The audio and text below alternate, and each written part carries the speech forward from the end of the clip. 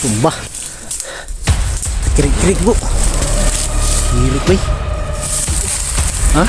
Yun mga idol. Mapagpalang araw sa lahat. Ayun, nakabalik rin tayo dito sa area na isang abandonadong sagingan. Nakabalik kami dito mga idol dahil si Remart ay tumawag kay Julio na humihingi ng tulong dahil nung nagkita kami at hinanap namin siya, hinabol siya ni Kilaw hanggang nakarating siya dito sa area na to. Kaya tumawag siya na nandito daw siya, kaya kami ni Julio dali-dali kami pumunta na naman dito para makita namin si Remart. Pero ang sabi namin sa kanya kanina na maghintay ka lang dyan kung saan ka banda para magtawagan na lang tayo kung dito na tayo sa area. Sa unahan siguro may signal, tatawagan ulit ni Julio kung makontak niya si Remart. Dahil ang sabi ni Remart, nandito daw talaga siya, dito siya nakatakbo nung nabol siya nila Kilaw. Kaya sana sa araw na to ay makita na namin si Remart para makasama na namin at maibaba namin si Remart. Dahil ako gusto ko na rin sanang bumaba dahil wala na talagang pagkain, kunti na lang. Kaya gusto ko sanang makababa ngayon o bukas ba, pero nag-alanganin ako mga idol na bumaba dahil hindi pa namin nakita si Remart, hindi pa namin nakasama si Remart. Nakita na namin pero nagkaroon ng engkwentro, biglang sumulpot sila Kilaw at mga tauhan niya, kaya nagkahiwalay na naman kami. Magpapasalamat lang ako mga idol sa lahat-lahat ng inyong mga suporta at malaking tulong talaga yung mga comment ninyo. Maraming salamat talaga sa inyong walang sawang pagsuporta mula noon hanggang ngayon. Maraming salamat talaga, mega love, shout out sa lahat ng solid supporters natin dyan, sa lahat ng mga silent viewers, sa lahat ng mga OFW. Ingat kayo palagi mga idol, lalong-lalo na sa inyong mga trabaho, lalong-lalo na sa mga OFW nating taga-suporta. Ingat kayo dyan lagi sa ibang bansa. Dasal ang kailangan para may layo kayo sa anumang uri ng kapahamakan dyan. Ulitin ko, mag-ingat kayong lahat po, kahit nandito sa Pilipinas na mga supporter natin. Ingat kayo palagi mga idol. Dasal ko na lagi kayong ligtas, gabayan kayo lagi ng ating Diyos Ama. Siyempre sa mga solid supporters natin na mga kapatid nating Muslim, ingat kayo lagi at maraming salamat sa inyong suporta. Ayan, maraming salamat. Bro, kasi ingon ni Remart kanina bro. Kasi ingon ni Remart kanina. Kuan siya na dire daw siya nga iriya, giguko daw siyang Kilaw. Tumawag siya sa akin. Hindi ko kasi napansin kanina mga idol na tumawag si Remart kay Julio kasi nakatulog ako. Si Julio yung nagising. Sabi niya na Sila yung nag-usap. hinabol daw siya ni Kilaw. Ang sabi Dito ko, daw siya nakarating talaga. sabi ko nga puntahan ka namin diyan, huwag kang aalis sa sa pwesto mo ba. Tago ka lang. So ibig sabihin si Remart nandito lang. Nandito lang yun sa area. Parang iba tong nadaanan natin. Iba na siguro tong lugar na. Ha? Parang iba na naman to. Pang lugar to nadaanan namin mga idol, pero Sukal yung dito. Dami. Sana makita na natin ito. Remart.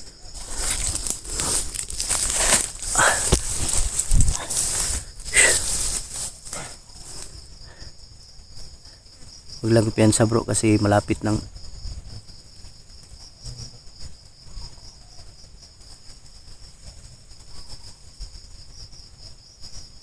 parang may gumagalaw dyan. Kakumpiyansa bro, malapit nang dumilim bro. Delikado yung paligid bro. Kailangan natin magdubli ingat dito dahil ano, padilim na. Malapit ng malapit ng mag 6 o'clock. Hanap naman tayo ng area ngayon. Ha? Ang ligtas na area ba? Pag dumilim na. Sobrang ano dito tol kasi mahirap kasi yung ano namin, kalagayan. Kulang tayo sa tulog. Kulang pa sa kain. Buti na lang kanina nakatulog ako saglit. Pagdating namin dito kanina mga idol, nakatulog kami. Unang nagising si Julio. Kaya yun, timing na tumawag si Remart sa kanya. Kaya nakausap sila na nandito daw nandito na area si Remart. Kaya yun ang alamin namin ngayon. Dahil hinahabol talaga siya ni Kilaw, nakita namin. Kami din hinahabol ng mga tauhan ni Kilaw. Sabi si Kilaw hindi tatabla ng ano, bala. Tabla no? Tuloy tayo bro. Ah.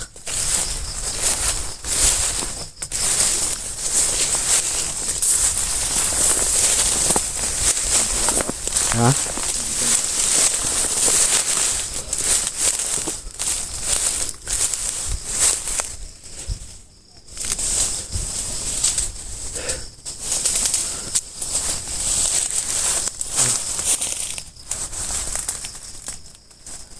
Ano yun? Daga yun? Daga. Ha? Malaking daga. Daga no?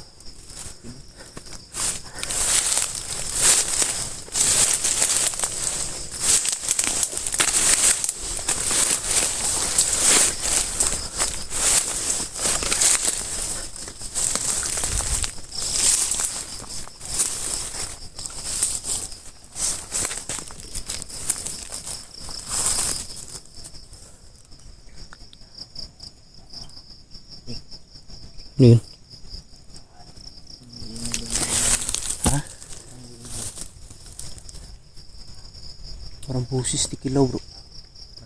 Busis ni Kilaw. Malayo siguro. Malayo lang. Parang hindi dito banda bro. Parang hindi dito banda. Dala ng hangin siguro.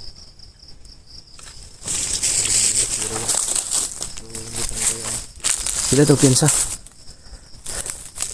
Ang busis ni Kilaw pero hindi kami sure.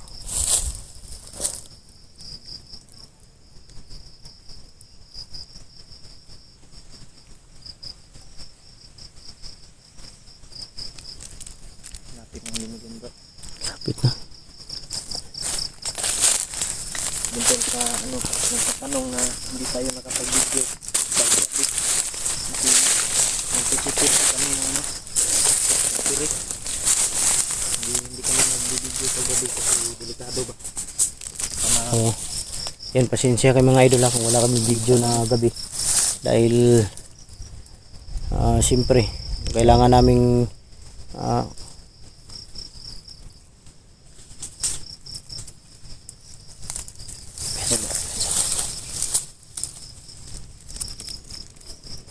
pensa bro, may gumapang dito patungo bro.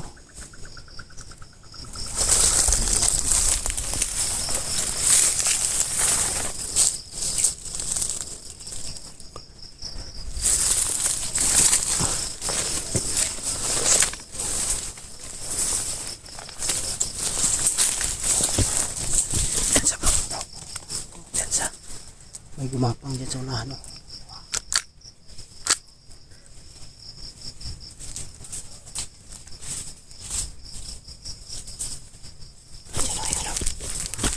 Pensa.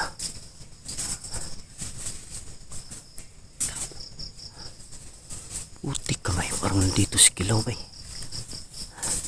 Walang pensa.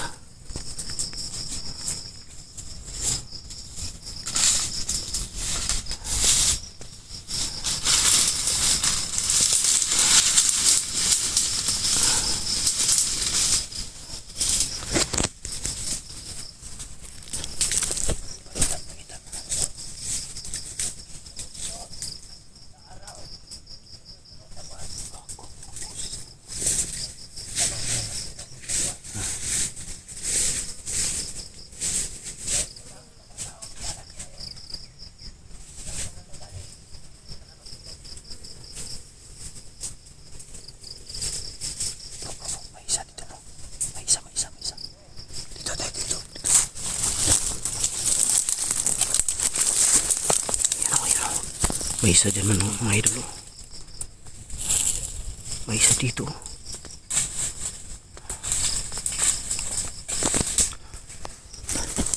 Pensa, okay, pensa.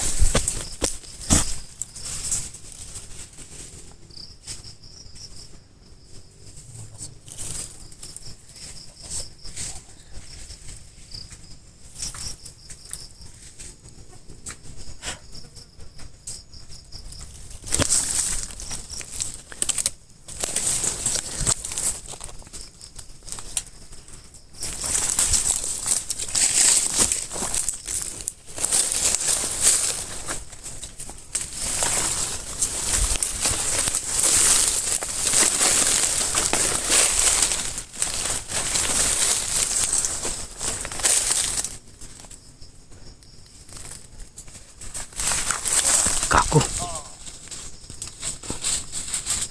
Pinatay bro. Ha?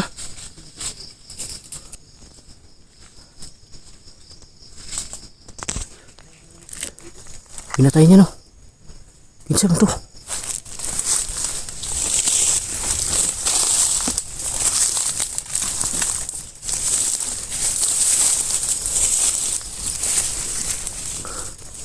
Isang bandido mga idol dyan, oh, pinatay. Sino yung pumatay bro? Ah, kaya yun. May isang misteryoso, siguro tao yun. Wala mo no? Wala, pinatay niya yung isa doon. Sundan natin ito.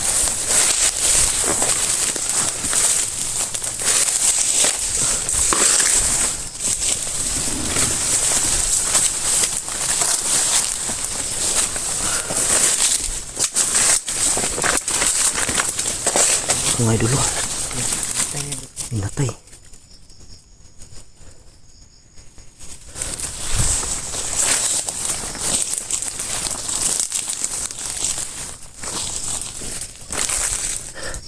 Nawala bro. Nawala siya.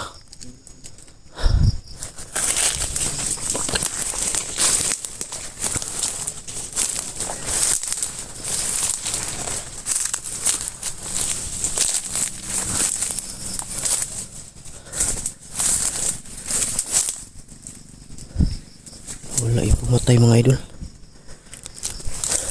Isa ka bro. Hindi pa itong kuan bro. Yung tabang ng kuan ba? Tumulong Remark ba?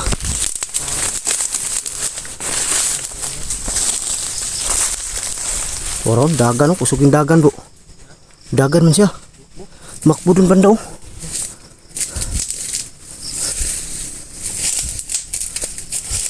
Wala na eh, tumakbo. Ha? Sobrang bilis, tumakbo rin no. tumakbo ba yun? Ako pinsan to ba? Kaano? Patay, Yun yung tumulong kay Remark ba? ha? Parang nakaan ko. Baka yun yung tumulong kay Remark. So, naanta. Tira tabi eh. Kaya tao.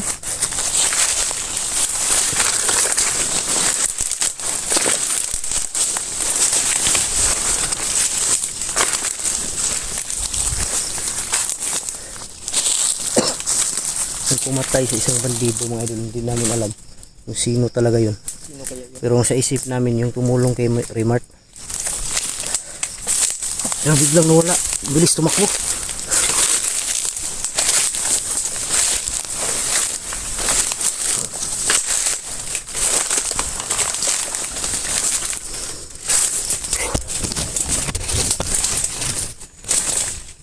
Nagpensa bro, nagpensa parang may sumusunod sa atin. Hago ito ito yung pinakamahirap pag malapit ng dumilim. Hindi mo makikita ang kalaban ba? Ayun oh.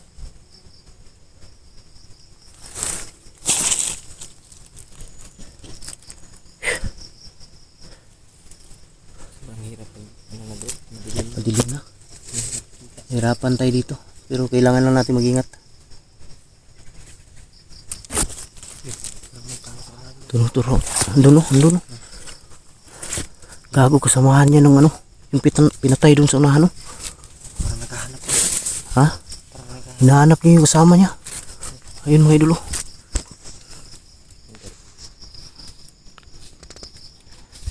Ingat bro, hinahanap niya yung kasama niya.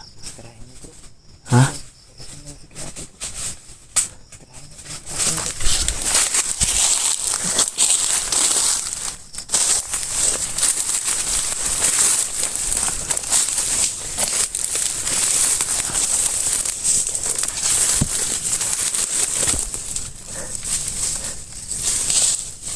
Pensa.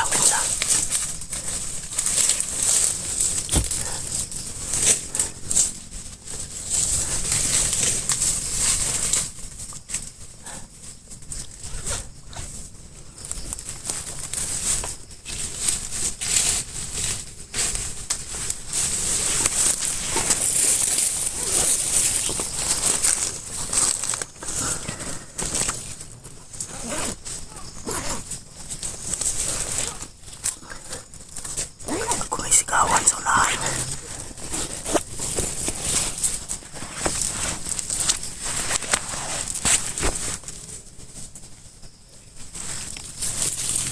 Tara.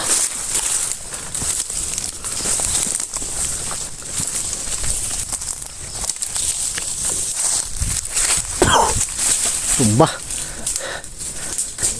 Gago initas kong bagol eh. Sobrang init ng bagol ko. Busan mo.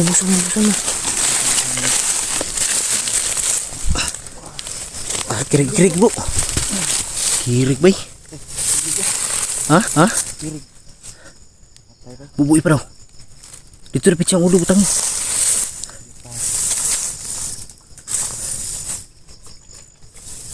Tayo na bay. Up. Ay, pensa. Pensa bro. Ay, pensa mo sa likod. Bro. Ah. Isa.